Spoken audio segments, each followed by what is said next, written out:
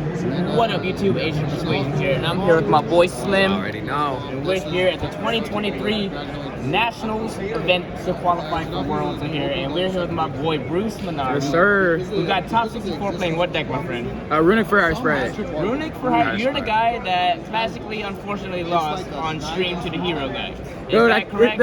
Yes, it is. That man opened like a god. That's all I think everyone's gonna remember you for. Yes, that facial sir. expression already, the meme already, bro. Yeah. It's been less than like 30 minutes, it feels like, and you're already getting meme, bro. Hey, I'm cool with it. I'm cool with it. It was a fun time. He was a good guy. I enjoyed my time. Yeah. What do you do? Hey, this is still top cut. You got the nice mat. Yes, sir. Yes, you did it with a spicy deck, because I know every time you bring it, you bring the spice. I always bring something different. Yeah. So let's get into check it. it out, brother. So, Runick for our Spright starts with 3 Rex. Craziest card in the whole entire deck. It made the actual deck playable. And then you play one of each of the other names. You don't need to run more. I was playtesting with a version that didn't run Beat and Rafale before the event started. But I didn't get enough testing in. The whole point of it was like to summon Rex off a Gigantic, but I didn't feel comfortable enough, so I just went with this, and it was perfect. Also, Trail 1 for hire, Rookie and 1 Mayhem. The fact that people weren't running this is crazy. This card's ridiculous. It gives you follow-up when you don't control for hire, because Rex can only do its effect if you control for hire. So if you don't have access to it and you've already gone through all your resources, this allows you to actually start playing the game again. The other thing that's crazy is because it's a quick play, you activate it, and since Rex is also a quick effect, this is a for hire card on the field, so you can activate Rex effect. So it allowed a lot of like really cool Jampa plays to like pop cards and then full go draw cards. And then of course the 3 Fossil Dig. I thought about cutting this down to 2 before the event to get down to 40. I'm at 42 right now, which is like unconventional for Runick decks. But I was like, you need to see Rex in order to play the game, so I kept it. Then of course the Spright engine, 3 blue, 1 jet, 1 red, 1 carrot, and the starter. You don't want to play a lot of it. You don't want to lock yourself into 2s. So this is exactly what I wanted. No complaints there. And then for the Runick stuff, 2 fountain, 3 tip, 3 destruction, 3 of all the good ones. And then my 41st and 42nd cards were Dispelling and Smiting Storm. I had a really hard time with siding patterns in the deck, with the amount of like required engine in the deck that you need to do. And so I was like, I might as well just add a couple cards to the deck. And if I'm going to add a couple cards, I might as well just add Runick cards, because it means that your Runick stuff's going to happen more often, and you'll be able to draw more cards. And if you draw cards, then you have drawn to the other cards. It didn't really matter, and it helped a lot with siding patterns. And I'll talk about that when we get there. So yeah. They are, yes. I wanted to play this deck before it gets hit, because there's no way this deck is not. Gonna get touched again. Yes, sir. And then for my non-engine, I was running Double Thrust, Tactics, and Evenly. This overperformed the whole weekend. This is crazy. Thrust was a card that I saw on some people's lists, and I didn't really understand the power of it until I started playtesting. The craziest thing that happens is if they like Ash my Hugin, which happens often, what I'll do is I'll make a Mannequin Cat, summon out their Ash, summon like red or carrot from deck, probably a red depending on what the matchup is, and then I can activate Thrust to search for Fossil Dig.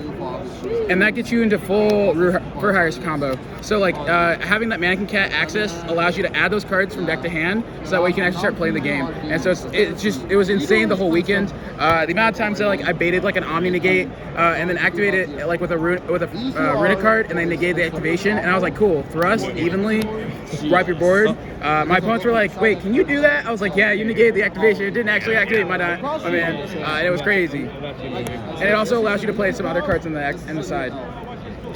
So the extra, 2 Hugin, 1 Gary. I saw a lot of builds running Munin. I didn't find it necessary, and it wasn't.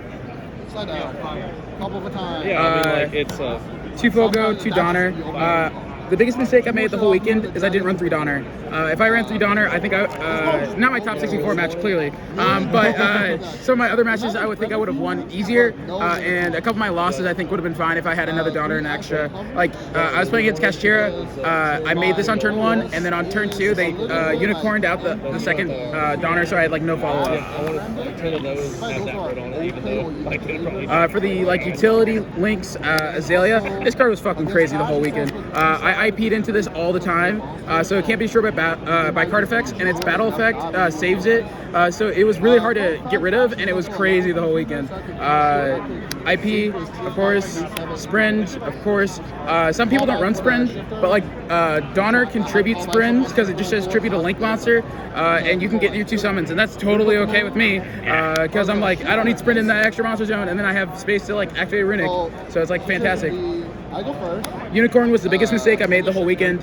This card I never made it a single time. It was not relevant. It was not good. This should have been Donner. You better pass your turn. The odds for them to come For the XYZ, Mannequin Cat, Gigantic, and Gin Buster. Mannequin Cat is fucking ridiculous. It is the craziest card. In this deck, being able to like summon out random stuff from your extra or from your deck to like get into full go is crazy. Gigantic helps with like certain lines, but also at the end of like your combo, you pick up Gigantic and do other stuff. Gin Buster, I made it a couple times. It was okay. I wasn't a huge fan of it. It wasn't super impactful. And then my big spice of the weekend was Chaos Angel. No one's running this card right now in this deck. The biggest issue I had with this deck when I was testing was I didn't have ways to end the game. There were so many times that I was like in a grind state with my opponent, and I just couldn't like get past like the fact that I couldn't attack. And so Chaos Angel solved that problem because I could summon it, and with Light and Dark with Rafale and Spright Blue, or Spright Jet. And so when you do that, you get your Rafale to Grave, which is exactly what you want in this deck, because you're greedy. You want to summon Rafale as many times as you can. But it makes it so all your monsters can't be destroyed. So like Fogo can't get destroyed, Dampa can't get destroyed by battle, Chaos Angel can't be destroyed by battle. And so like you start, then as turns progress, you just start accumulating like red, carrot on the field, and then they can never play the game because you have so much advantage on the field. And then as soon as like I don't have to activate Runick because this is Chaos Angel and they can't go through my board, I'll just flip everything in attack mode and I'm like battle phase, and that won me like 4 matches this weekend. For the side deck, 3 Ash and 2 Bell. I was really worried about Branded coming into today. It's my worst matchup for sure. If I get like, I can't deal with a untargetable Sanctifier, and so I wanted to put as much as I could. This also like wasn't conjoined with like the Bestials that I added in. These are fantastic. I sided these into a lot of other matchups, and this like 5 was what I sided into Lab all the time. So it was like this was perfect for me. And it helps out a lot with those extra 2 Runicks because you can like do like the 2 extra Runicks are 2 Bell in every matchup if you needed it to. And then if you didn't need the Evenlies, you could side out the Evenlies for these. And then if you didn't need the Tactics because it was like a backer deck, and then there's that. And then 2 Kurikara. Card's crazy all weekend. I don't need to say anything else. Wiz. It's Wiz. I won 2 matches. I'm not going to talk about it. Wiz Khalifa. Yes, sir. Chaos Hunter. This card was crazy the whole weekend. Now, I never summoned this card out with Mannequin Cat, which is what you're supposed to do. And I never did it. I hard drew this card every single time I sided it in. And my opponents would read it and they'd be like, wait, what? And I'm like, yeah, it's kind of crazy. But the fact that you can draw into it off your Fogo draws is crazy. Because once you start drawing like 6 and stuff into Castira, they're like, oh, well, let me start doing this stuff. And I'm like, nah, dog. You summoned a card, Chaos Hunter. And then if your board's backed up by anything else, they auto lose on the spot. And I played against 5 Dragon Link over the weekend, and so this was crazy. They can't do Safer, they can't do any Black-White Dragon, they can't do Chaos Space, they can't do any Bestials. It was crazy. Harpies, this is for the thrust for the back row decks. And then for the 2 Evenlies, my side pattern was always siding an Ibli and Daruma Cannon going first. Makes a lot of sense. The Daruma Cannon, if you draw into it, you're cool. This card won me, allowed me to tie instead of lose a matchup. Because my opponent gave me Lava Golem in time, and I was able to flip it face down during the draw phase, so I wouldn't get any, I wouldn't take any life, and it allowed me to tide so I can get to top 64. And Ibli was crazy all weekend.